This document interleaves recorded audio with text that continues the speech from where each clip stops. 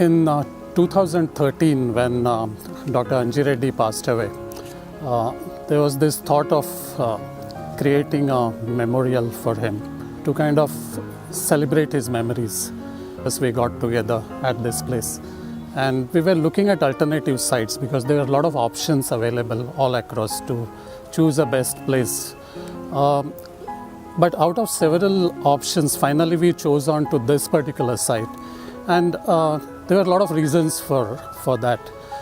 One of the main reasons was when he used to sit and work in his lab, which he was extremely passionate about his laboratories.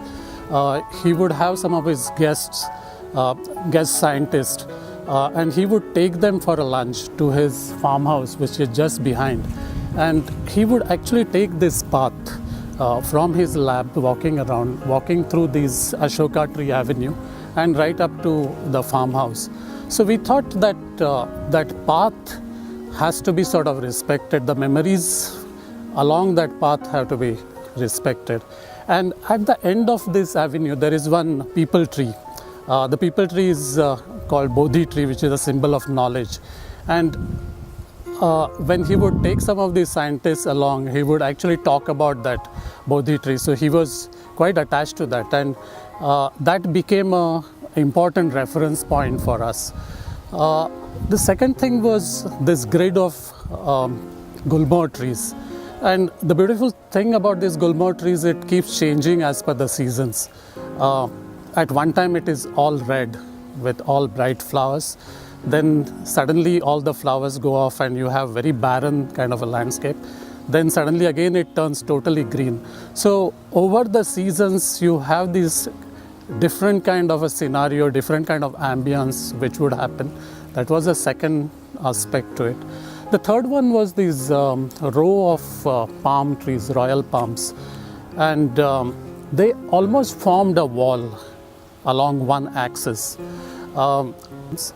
And lastly, this large avenue of trees along the main road. At that particular time, the boundary wall was at the edge of the road. So that became one more reference for us. So we wanted to use all that energy which is there in the site, to develop something which could evoke Dr. Reddy's memories. Now, talking about Dr. Reddy's, I was fortunate enough to know him for a long time. And if you see his childhood, it comes from a very humble background in one of the villages in Andhra Pradesh. And his father used to grow turmeric plants, and he used to give medicines to in the village. And that's how he got interested in medicines. There are a lot of landmarks on the way, a lot of milestones he achieved. But his passion was always about discovery. So youngsters, at the same time, when you know him as a person, he was very childlike, passionate person, very, very transparent. You can actually see through him. And he had a very infectious laugh. He would laugh like a child. Now, all these aspects we wanted to capture while designing a memorial, and wanted all that, all those energies to come into this space. So we started reacting to each and every element which is here. One of the first thing was we had to locate the ashes where those could be placed, and that would actually become the relic, the samadhi kind of a feature. We did some very initial kind of concepts in terms of how the whole place will feel like, and finally we established that place where actually that void is. We were talking about the presence of absence, because we want his memory to stay and his absence to be felt. So that's why the idea of a void came in. And we started with the idea of water actually, because that's something which is so tranquil. It has a quality of reflection, So we place this entire stretch of water body, which culminates into that void. And that water body actually comes out. So before you enter the place, you can almost touch that water, you can feel the water. So even before entering, you are establishing the contact across.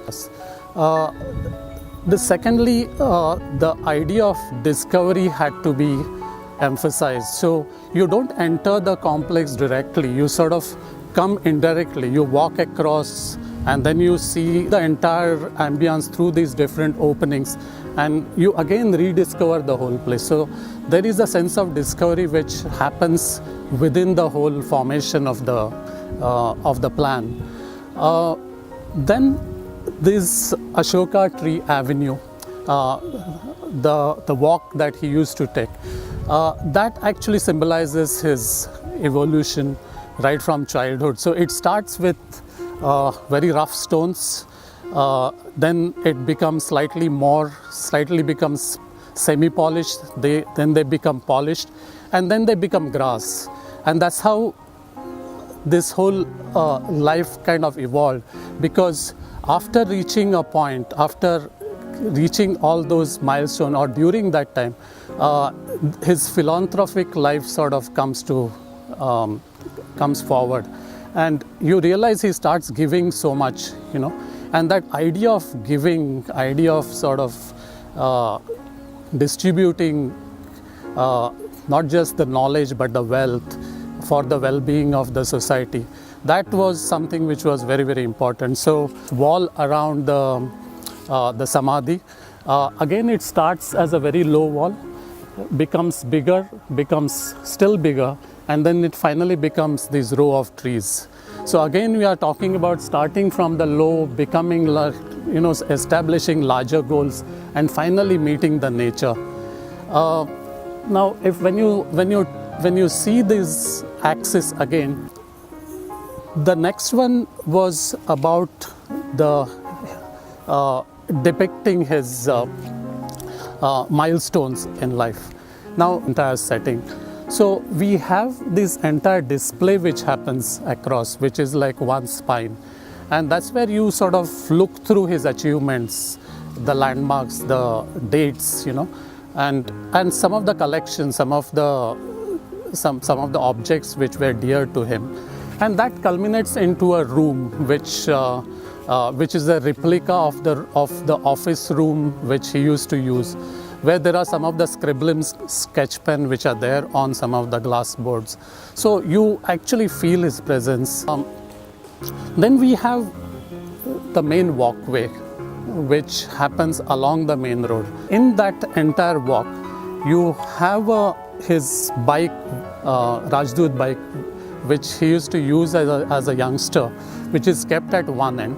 And then there is Mercedes-Benz, which was very dear to him, one of his first one, which is kept at the other end. And as you walk towards the Mercedes, you climb up. So symbolically, you sort of go higher as you go towards it.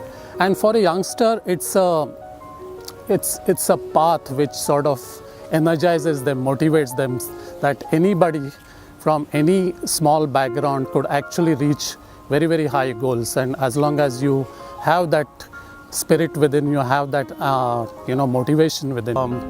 I was talking about his laugh, which was very, very infectious. Just to remind you about that, we have hung a lot of these wind chimes, which you can hear in the background. And when you hear those wind chimes, you sort of remember that symbolically the kind of laugh that he used to have. And one of the most important aspects of his life was about philanthropy, about giving, and that had to be expressed. So we started with the idea of a spout, a brass spout, almost like giving away either the knowledge or the wealth, and which he kept on doing all the time. And that, when that water falls out from the samadhi and it sort of spreads across that entire spine and gets connected across the whole space. One more important thing, that when you actually experience that samadhi, we wanted to emphasize onto that void. And as you go in, you sort of walk down And when you walk down, your eye level comes closer to the water. And the water being treated with black granite stone, it becomes very reflective. It's almost like a black cube of water. And then when you go down and when your eye level is very close to the water, that's where the void stands out, and you can't see what is within the void. And again, there is a sense of curiosity, sense of loss. And that is very, very evident when you take that pradakshina at the lower level. And then you come up again and everything opens out. During the... So it's a kind of a process of discovery. There is a meditative quietness to the whole thing. And it's a place where you sit and remember Dr. Anji Reddy.